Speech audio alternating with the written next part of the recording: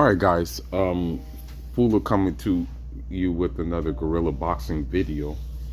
We got some women's boxing news, and this should be a very, very good thing that we have going on, in women's boxing.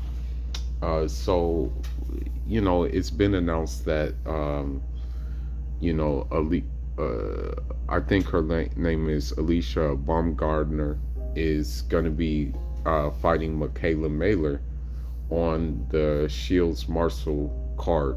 I guess it's going to be a co-main event.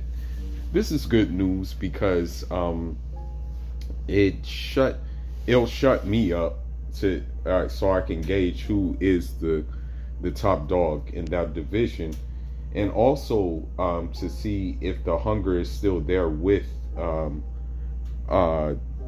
the Baumgardner, because I'm gonna be honest, ever since she's won that belt, I mean, pretty much all you see her do is you just see her do commentary on other fighters, and then also you just see her post for Instagram and pose for modeling pics.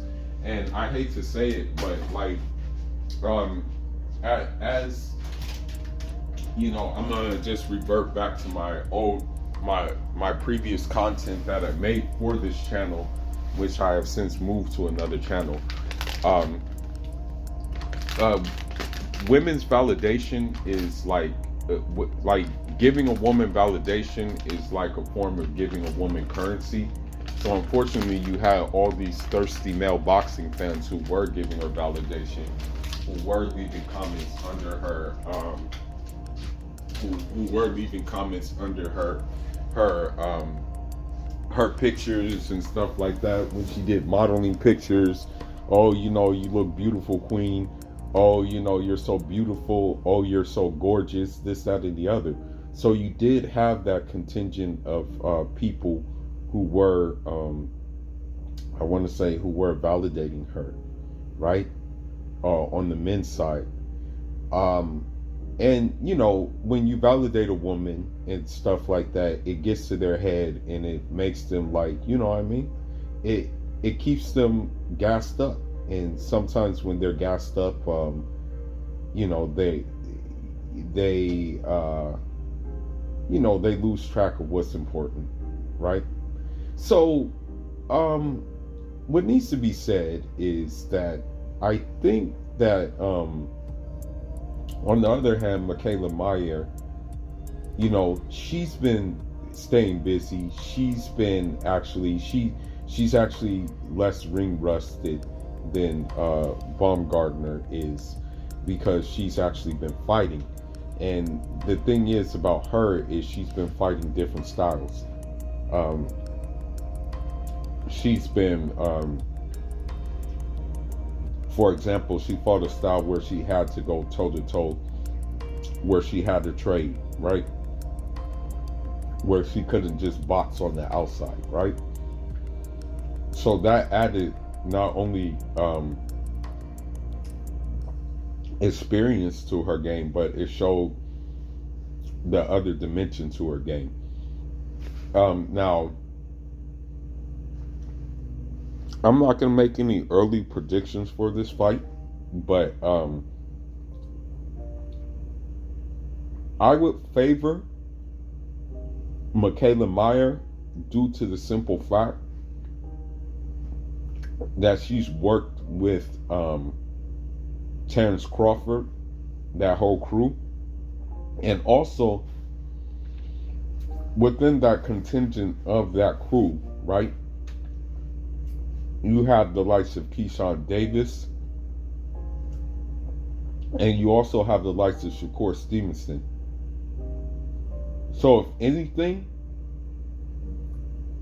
they probably taught her a few things. Like they probably taught her like distance deception, and they probably taught her things of that nature, right? They probably taught her the game of inches and things like that. You know what I mean? So with that being said, I think I think that she will. Um, I think she will wash Baumgardner because Baumgardner looks like she ain't even been working in boxing.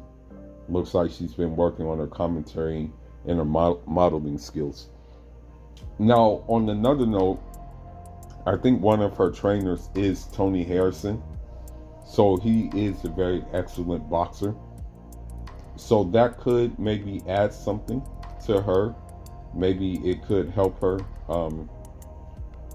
in the fight. But I'm leaning towards Mikaela